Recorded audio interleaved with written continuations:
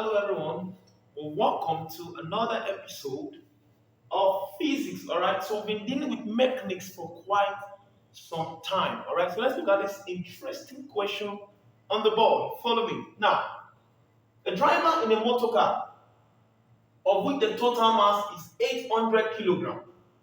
So we are told that the total mass of the driver is 800. So let's put it down somewhere. Let's put it here. The mass is 800 kilogram of the driver. The total mass of the driver of the car, right? 800 kilogram, right? And which is traveling at 20 meters per second. So the velocity is 20 meters per second. Now, we are told that suddenly observes a stationary dog, okay? Then in his path, 50 meters ahead. So let's assume this is the car. This is car. Let's call it point C. This is dog. Let's call it point D. The distance between them is 50 meters. Now, if the car brakes can exert a force of 2,000 Newton, so the force the brakes of the car can exert is 2,000 Newton. Now, what will happen? Now, this is a real life scenario, okay? It's a real life question. What will happen?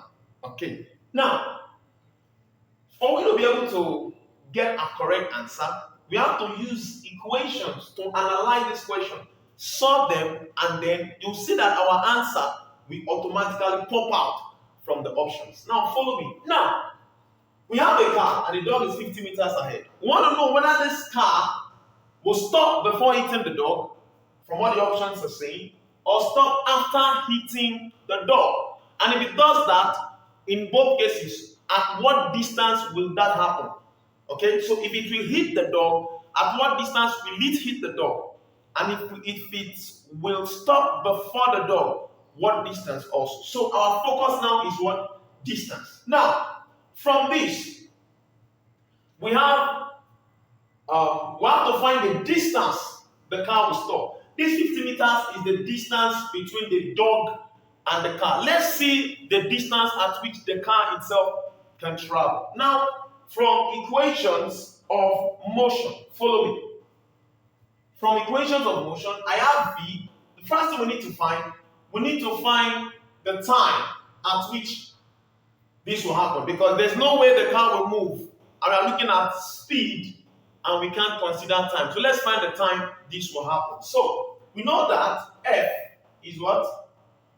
MA, right? Which is the same as mv over t, because acceleration is velocity over time. So if I cross multiply, I'm going to have ft equals mv. What is my F? My F is 2,000. So 2,000 T, that will give me MV. And my M is 800. My V is 220. So let me quickly take this off, since we've looked at the question already. Now, since we've looked at the question already, let's see what will happen next. Okay, now follow me. So we have from here, if I divide both sides by 2,000, I divide both sides by 2,000. When I have 0 divide 0, 0 divide 0, 0 divide 0. 2 divide 2, I have 1. So what is left? The time is what? 8 seconds. What does this mean? It means the time the car will move, okay, at this velocity,